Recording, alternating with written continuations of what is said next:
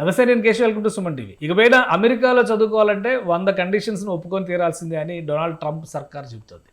కొత్తగా అమెరికాలో విశ్వవిద్యాలయాలకు కొన్ని కండిషన్స్ని అప్లై చేసింది. ఈ కండిషన్స్ ప్రకారం ఒకే దేశానికి చెందినటువంటి విద్యార్థులు కూడా చదువుకోవడం కోసం వీసా పొందాలంటే 5% మించి ఉండకూడదని చెబుతుంది. అలానే నిధుల కేటాయింపు దగ్గర నుంచి వాళ్ళ జీవన విధానం, వాళ్ళ వ్యవహార శైలితో సహా అనేక అంశాలపైన భూతద్దంతో మానిటర్ చేసే సిస్టమ్ని, నిబంధనలు తీసుకురావాలని ట్రంప్ సర్కారు భావిస్తుంది. దీనివలన ఎలాంటి ప్రభావాలు ఉండే అవకాశం ఉంది? దీన్ని విశ్లేషించే ప్రయత్నం చేద్దాం. మనతో పాటు సాయి శ్రీనివాస్ భూమిరెడ్డి గారు యుఎస్ నుంచి రెడీగా ఉన్నారు.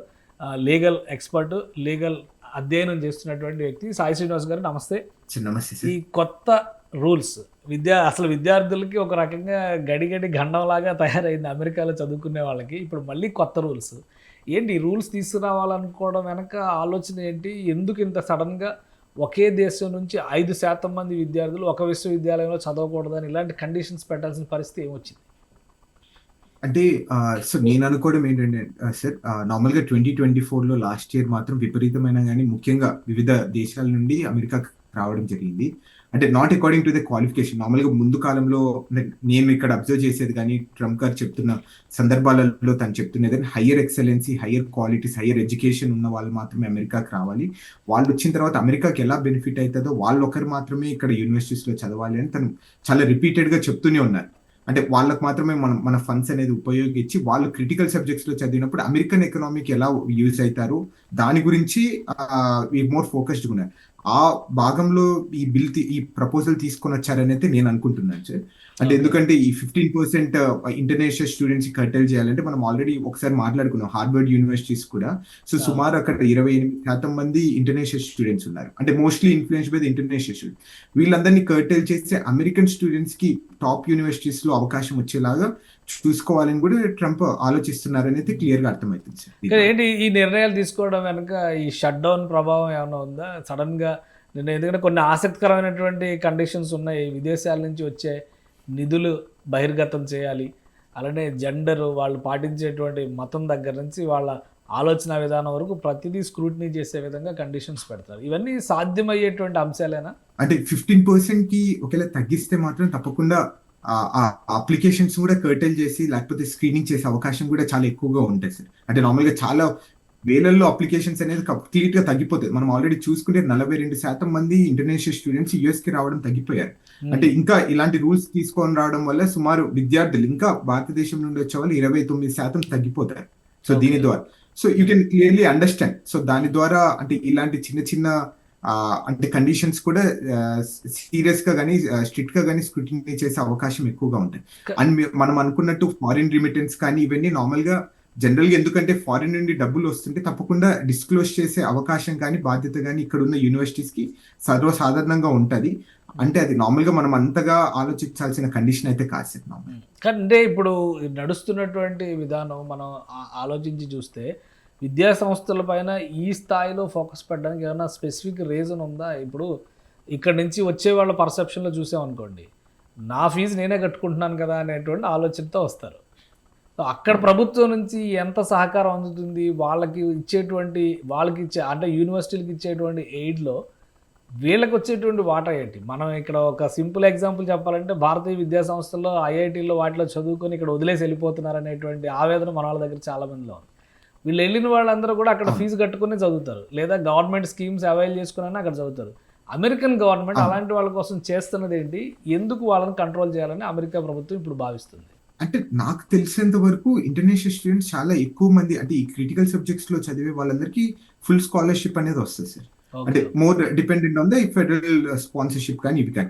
సో మనం ఎక్కువ రావడం వల్ల ఇక్కడ అమెరికన్ స్టూడెంట్స్ కి లేకపోతే అమెరికన్ సిటిజన్స్ కి కొంచెం అవకాశాలు అనేది తగ్గిపోతాయి. అంటే ఎవరికైనా కానీ, అంటే మీకైనా నాకైనా ఇక్కడ ఉన్న పుట్టిన వాళ్ళకైనా కానీ నేను హార్వర్డ్ లో చదవాలి లేకపోతే యూనివర్సిటీ ఆఫ్ పెన్సిల్వేనియాలో చదవాలి అనుకుంటాను.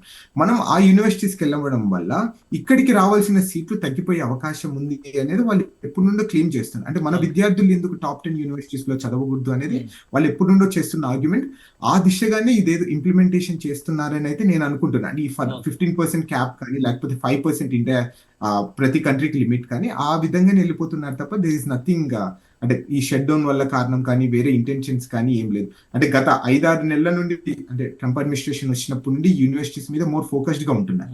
ఆ భాగంలోనే ఇది జరిగింది అనుకుంటున్నాను. కానీ అంటే ఒక 15% విదేశీ విద్యార్థులు రెస్ట్రిక్ట్ చేయడం అనేది కొంతవరకు యాక్సెప్ట్ చేయొచ్చు. కానీ 5% ఒకే దేశానికి చెందిన వాళ్ళు 5% మించి ఉండకూడదు అంటే ఇబ్బంది అయ్యేటువంటి అవకాశం ఉండదా?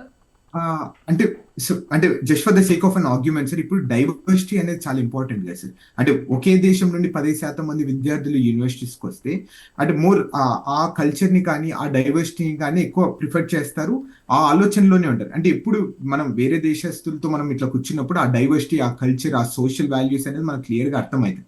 అంటే ఆ అన్ఈవెన్ గా ఉండకూడదు అనేది ఒక ఇంటెన్షన్ తోనే ఇలాంటి లిమిట్ పెట్టారని అయితే నేను అనుకుంటాను. అంటే 5% పర్ కంట్రీ అంటే వివిధ దేశాల నుండి వచ్చే అవకాశం ఉంటుంది. రైట్. ఇంకొకటి ఇందులో నేర్చుకోవచ్చు. విద్యాలయాల్లో రాజకీయ ఈ మధ్య మన వాళ్ళు గ్రాడ్యుయేట్ సెరమనీకి వెళ్ళిన ప్రతి చోట పార్టీలు జెండాలు పట్టుకొని డిస్ప్లేలు ఇస్తున్నారు. అలానే మొన్న కూడా చూస్తే మనం హార్వర్డ్లో మేఘ అనుకుంటా ఒక స్టేట్మెంట్ ఇచ్చింది, పాలస్తీనాకు అనుకూలంగా ఏకంగా కాన్వకేషన్ సెరమనీలో చేసింది. సో వీటన్నిటిని రిస్ట్రిక్ట్ చేయడమైనా విద్యాలయాలను ఇబ్బంది పెట్టేలా రాజకీయ ప్రదర్శనలు, విద్యార్థులు లేదా గ్రూపులను వేధించకుండా ఉండేలా చర్యలు తీసుకోవడం, వీటికి సంబంధించి కొన్ని కండిషన్స్ పెట్టింది ఇప్పుడు ట్రంప్ సర్కార్. అలాంటి వాళ్ళని ఉద్దేశించేనా? అంటే అలాంటి వాళ్ళని ఉద్దేశించేసారు మెయిన్ గా అయితే. సో తప్పకుండా అంటే యూనివర్సిటీస్ అనేది మీ పొలిటికల్ ఐడియాలజీ కానీ మీ ఫ్రీడమ్ ఆఫ్ స్పీచ్ అనేది మీ దగ్గర అంటే మీరు కన్వే చేయొచ్చు. ఒక్కొక్క డిఫరెంట్ ప్లాట్ఫామ్స్ అనేది ఉంటుంది.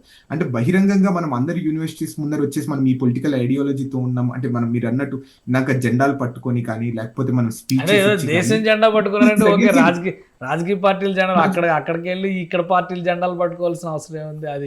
అది ఖచ్చితంగా పనిష్ చేసేటువంటి అవకాశం ఉండే చర్య కింద కన్సిడర్ చేస్తారా ఇక మీదట? అంటే కైండ్ ఆఫ్ సో దాన్ని ఇంటెన్షన్ గా నాకైతే క్లియర్ గా అర్థమవుతుంది. ఇది ఓవరాల్ గా ఇప్పుడు ఇండియన్ కమ్యూనిటీ స్టూడెంట్స్ పైన ఈ కండిషన్స్ ఎలాంటి ప్రభావం చూపించవచ్చు? ఇంటర్నేషనల్ స్టూడెంట్స్ అమెరికాకి రావడం చాలా గ్రాడ్యువల్ గా ఇంకా తగ్గిపోయే అవకాశం ఉంది. ఇప్పుడు సుమారు 42% తగ్గిపోతే అది నెక్స్ట్ 15% వరకు తగ్గిపోయే అవకాశం ఉంది. సో దీని ద్వారా అంటే మన భారతీయులు మాత్రం వేరే దేశాలకి వెళ్ళే కూడా అవకాశం ఉంది. యూకే కానీ ఆస్ట్రేలియా కానీ ఇలాంటి దేశాల్లో కూడా చదువుకోవాలి అనేది ఒక ఇంట్రెస్ట్ అనేది చూపిస్తున్నారు. అండ్ మనం ఇందాక చూసుకున్నాం లాస్ట్ టైం ఒక 2-3 వీక్స్ బ్యాక్ కూడా చైనా అనేది మేము ఇండియన్స్ కి వీసాస్ అనేది సపరేట్ గా ఇష్యూ చేస్తాం, మీరు ఇక్కడ వచ్చి చదువుకోండి అనే ఒక స్టేట్మెంట్ కూడా ఇవ్వడం జరిగింది. సో అలానే ఈ ఇంటర్నేషనల్ స్టూడెంట్స్ అమెరికాకి రావాలనుకున్న వాళ్ళు సంఖ్య తగ్గిపోతారు తప్ప సో మిగతాదైతే ఏం తగ్గదు sir. Right. Thank you Srinivas గారు విశ్లేషణ అందించినందుకు. ఇది అమెరికా ప్రభుత్వం కొన్ని కొత్త కండిషన్స్ని అమల్లోకి తీసుకొచ్చే ప్రయత్నం చేస్తుంది. ముఖ్యంగా విదేశీ విశ్వవిద్యాలయాల్లో విదేశీ విద్యార్థులు నియంత్రించేటువంటి చర్యలు అనేకం ఇందులో ఉన్నాయి. రాజకీయ ప్రదర్శనలు చేసేవాళ్ళు కానీ తమ భావజాల ప్రదర్శన చేసేటువంటి ప్రయత్నంలో కానీ అలాంటి వాళ్ళని ఏమాత్రం ఉపేక్షించకూడదని భావిస్తుంది. అన్నిటికీ మించి 15% మించి ఏ విశ్వవిద్యాలయంలో కూడా ఫారిన్ స్టూడెంట్స్ ఉండకూడదంటుంది. ఒకే దేశానికి చెంది 5% మించిన స్టూడెంట్స్ ఉండకూడదనే కండిషన్ ఇప్పుడు ఆసక్తికరంగా మారింది. సో అమెరికన్ యూనివర్సిటీస్ దీన్ని ఎంతవరకు అమలు చేయడానికి సంసిద్ధత వ్యక్తం చేస్తాయి లేదా దీనిపైన కూడా న్యాయ పోరాటాలు జరిగేటువంటి అవకాశం ఉంటుందా అనేది ఇప్పుడే చెప్పలేమని సాయి శ్రీనివాస్ గారు విశ్లేషిస్తున్నారు. ఇది స్పెషల్ డిస్కషన్. Keep watching.